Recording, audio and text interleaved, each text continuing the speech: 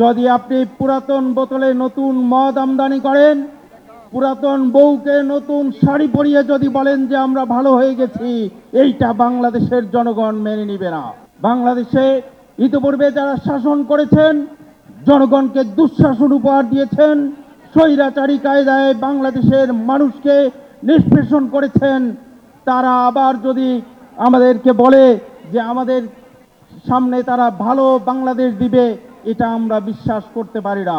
এই মহাসমাবেশটি অনুষ্ঠিত হচ্ছে 5 আগস্টের গণ অভ্যুত্থানের মাধ্যমে একটি ফ্যাসিস্ট সরকারের বাংলাদেশ থেকে পালিয়ে যাওয়ার পরে সবচাইতে বড় সমাবেশ। পীর সাহেব চরমনায়ের আহ্বানে এই মহাসমাবেশে এসেছি, কারণ তিনি এই দেশ জাতি সহ বিশ্ববাসীকে দেখাতে চেয়েছেন যে এই সমাবেশের মাধ্যমে বাংলাদেশের কোটি কোটি মানুষ একাত্মতা পোষণ করবেন যে 5 আগস্টের পরে আমরা কি একটি নতুন বাংলাদেশ চেয়েছিলাম, নাকি আগের মতোই পুরাতন জরাজীর্ণ একটি বাংলাদেশ আমরা চেয়েছিলাম।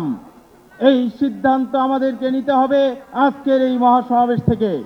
সংগ্রামী জনতা, আপনারা জানেন জুলাই অভ্যুত্থানে হাজার হাজার মানুষের রক্তের বিনিময়ে যখন অভ্যুত্থান হয়, 5 আগস্টের পরে জনগণের মুখে একটাই কথা ছিল যে আমরা অতীতের আর বাংলাদেশে ফিরে যেতে চাই না, আমরা একটি নতুন সুখী সমৃদ্ধশালী বাংলাদেশ দেখতে চাই। কিন্তু দুঃখের বিষয়, গত কয়েক মাসের মিডিয়ার কার্যক্রম, মিডিয়ায় যেসব কথাবার্তা এসেছে এবং বিভিন্ন রাজনৈতিক ব্যক্তিবর্গের কথাবার্তা শুনে আমাদের কাছে মনে হচ্ছে যে আমরা মনে হয় সেই পুরাতন বাংলাদেশেই আবার ফিরে যাচ্ছি।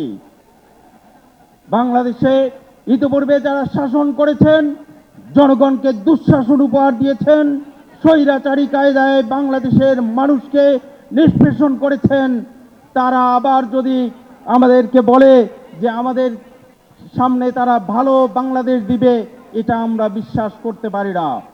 যদি আপনি পুরাতন বোতলে নতুন মদ আমদানি করেন, পুরাতন বউকে নতুন শাড়ি পরিয়ে যদি বলেন যে আমরা ভালো হয়ে গেছি, এইটা বাংলাদেশের জনগণ মেনে নিবে না।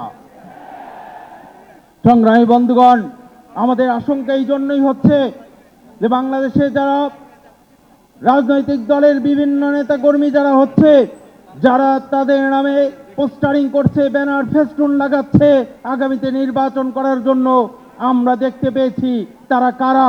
যারা চাঁদাবাজি করেছে, সন্ত্রাসী করেছে, মাদক বাণিজ্য করেছে, এই সব চিহ্নিত লোকগুলোই আবার নির্বাচনের জন্য প্রস্তুতি নিচ্ছে, আবারও তারা সংসদে যাবে, আবারও এই দেশকে ফ্যাসিবাদী শাসনের অতল গহ্বরে নিমজ্জিত করবে, এই ব্যবস্থা চলতেছে।